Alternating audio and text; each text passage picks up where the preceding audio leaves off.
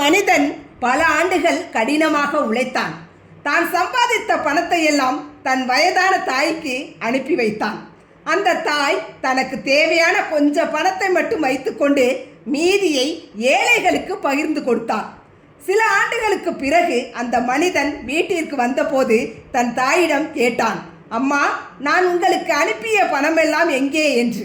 அதற்கு தாய், மகனே, அந்த பணத்தை எல்லாம் நான் கடவுளிடம் கொடுத்து விட்டேன் என்று பதிலளித்தார். இதை கேட்டு அவன் அதிர்ச்சியும் கோபமும் அடைந்து, பணத்தை நீங்கள் கடவுளிடம் கொடுத்திருந்தால் கடவுள் எனக்கு அதை திரும்ப கொடுப்பாரா என்று கேட்டான்.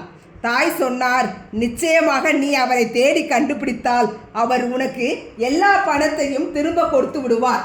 இதை கேட்ட அந்த மனிதன் கடவுளை தேடி புறப்பட்டான்.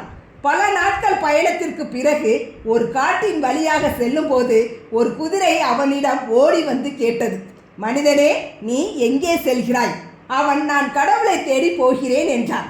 அதற்கு அந்த குதிரை, நீ கடவுளை கண்டால் அவரிடம் கேள், நான் ஏன் இவ்வளவு பலவீனமாகவும் பயந்தபடியும் இருக்கிறேன் என்று.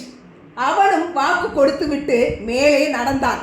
சிறிது தூரம் சென்றதும் ஒரு மரத்தின் அடியில் ஓய்வெடுக்க அமர்ந்தான். அப்போது அந்த மரத்தின் கிளைகளிலிருந்து ஒரு சத்தம் கேட்டது. பயணியே, எங்கே செல்கிறாய்? அவன், கடவுளை தேடி போகிறேன் என்றான். மரம் சொன்னது, நீ கடவுளை சந்தித்தால் என் தண்டு ஏன் இப்படி காய்ந்து போகிறது என்று கேள். அதற்கு அவனும் சரி என்று கூறிவிட்டு நகர்ந்தான். வழியில் அவனுக்கு ஒரு முதிய துறவி தென்பட்டான். துறவி அவனிடம் எங்கே செல்கிறாய் என கேட்க அவன் தன் தாயின் பணம், குதிரையின் கேள்வி, மரத்தின் குறை என எல்லாவற்றையும் சொன்னான். அதற்கு அந்த துறவி சிரித்து கொண்டே சொன்னார், கடவுள் இப்போதுதான் உன்னுடைய பணத்தை திரும்ப கொடுக்க உன் வீட்டை நோக்கி சென்றார். நீ கேட்ட கேள்விகளுக்கான பதில்களை நான் சொல்கிறேன். குதிரையிடம் போய் சொல். அதன் மீது நீ மனிதன் அமர்ந்து கொண்டு சவாரி செய்யாத வரை அது பலவீனமாகத்தான் இருக்கும். மரத்திடம் சொல், அதன் அடியில் பெரும் புதையில் புதைத்து கிடக்கிறது. அதை எடுக்காத வரை அது பசுமையாக மாறாது. இதை கேட்ட அந்த மனிதன் துறவிக்கு நன்றி கூறிவிட்டு திரும்பினான். முதலில் குதிரையிடம் சென்று பதிலை சொன்னான். அதற்கு குதிரை சொன்னது, நீயும் ஒரு மனிதன் தானே, நீயே என் மீது சவாரி செய், நான் குணமாகி விடுவேன். அவன் குதிரை மீது ஏறி மரத்திடம் சென்றான்.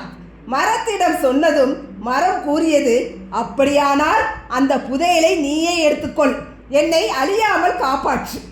அந்த மனிதன் மரத்தின் அடியில் தோண்டி அங்கிருந்து தங்கம் மற்றும் வெள்ளி நாணயங்களை ஒரு பையில் போட்டுக்கொண்டு குதிரையில் ஏறி மகிழ்ச்சியுடன் வீட்டிற்கு சென்றான். வீட்டிற்கு வந்ததும் தாய் கேட்டார், சொல்லு மகனே, நீ கடவுளை கண்டுபிடித்தாயா? அவன் புன்னகையுடன் சொன்னான், ஆம் அம்மா, நான் கடவுளை கண்டுபிடித்தேன். நீங்கள் கடவுளிடம் கொடுத்ததை விட பல மடங்கு அதிகமாக அவர் என்னிடம் திரும்ப கொடுத்து விட்டார்.